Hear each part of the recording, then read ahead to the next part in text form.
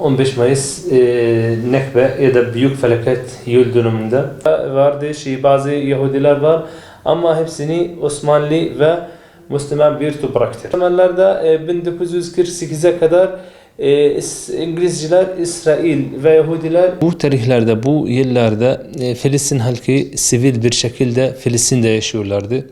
Herhangi bir sıkıntı yok. İthalat, ihracat, sanayi, yani bu Orta Doğu bölgesinde gelişim ülkede diyen Filistin ülkedir. Bütün ithalat, ihracat, hatta arabalar falan filan, metro, hatta metro rayı Filistin'de vardı. Bu 48'den önce. Sonra Siyonist çeteler Filistin'e gelip tabii bu gelmeye nasıl oldu? Birazdan önce bahsettiğimiz gibi Britanya tarafından gizli izin verdiler. Ve bunlar gizli gruplar gelmeye başladılar Filistin'e ve bazı bölgeler özellikle kuzey tarafında Safad ve Akka, Yafa tarafında yerleşim bölgeler kurmaya başladılar. İngiliz işgal sönerdiği zaman hemen yerinde İsrail kuruldu. Ve maalesef o zamanlarda Filistinliler ya hem ticarette hem tarımsal hem ithalat falan çalışıyordu.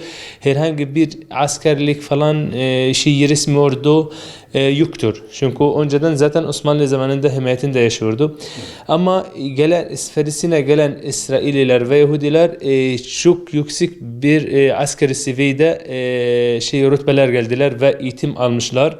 Ve hemen bu İngiliz işgaline bittiğinde bu çeteler askerlik bir şekilde katlayan üzerinde buradaki Filistinler köylerinden, evlerinden, şehirlerinden tard edip onun yerinde yaşadılar. Oradaki yaklaşık 530'dan fazla köy yok edildiler. Ve içindeki insanlar ya şehit oldular, ya da sürgün ettiler ya da esir oldular. Ya bazıları şimdiye kadar kayboldu. Nerede olduğunu hiç bilgi yokmuş. Bazı çocuklar parçalanmış, bazı kadınlar içindeki kuvvetindeki büyükler çıkıp öldürdüler. Yani çok barbarlı bir şekilde davrandılar. Oradaki sivillerimiz o halden ne yaptılar? Bazıları göç ettiler yurt dışına, bazıları Gazze'ye geldiler. Yani bölgelerinden bölgeye göç etmişler. 750 bin Filistinli o tarihlerde Filistin'den ve bu bölgelerde göç etmişler.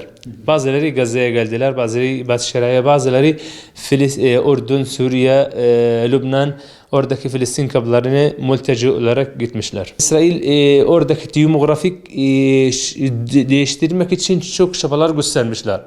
Hatta sokaklar adaları değiştirdiler. Oradaki yani İsrail nüfusu ya da Yahudiler nüfusunu artırıyorlar. Yani Filistin'e göç etmek için teşvik ettiriyorlar.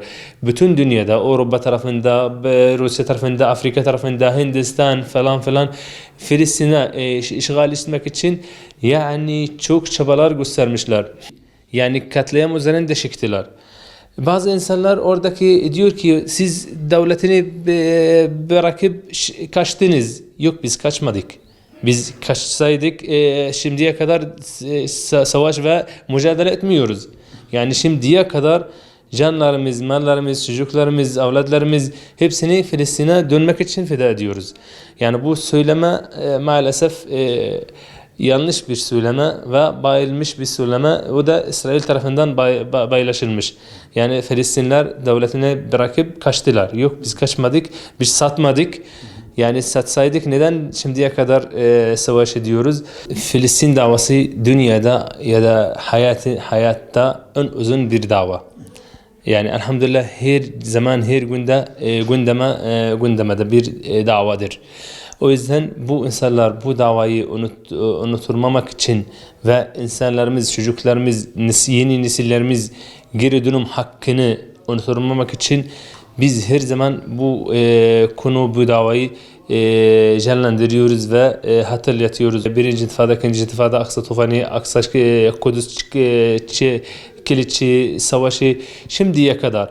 Yani 10 safta liderlerimiz var. İkinci safta onun çocuklarını falan Filistin ve bizim davamız için şehit oldular. Neden? Çünkü bu dava bütün Müslüman davası. Sadece Filistinler için. Yani sonuna kadar devam edeceğiz. İsrailler diyor ki eski Nakbe'nin nesli ölüyorlar ve yeni nesiller unutuyorlar. Biz diyoruz yok. Bizim eski nesilimiz olmazsa bile yeni nesillerimiz unutmayacak inşallah. Son nefsine kadar, son nesilime kadar inşallah bu davayı, bu geri dönüm Filistin'e geri dönme hakkı devam ve mücadele edeceğiz inşallah.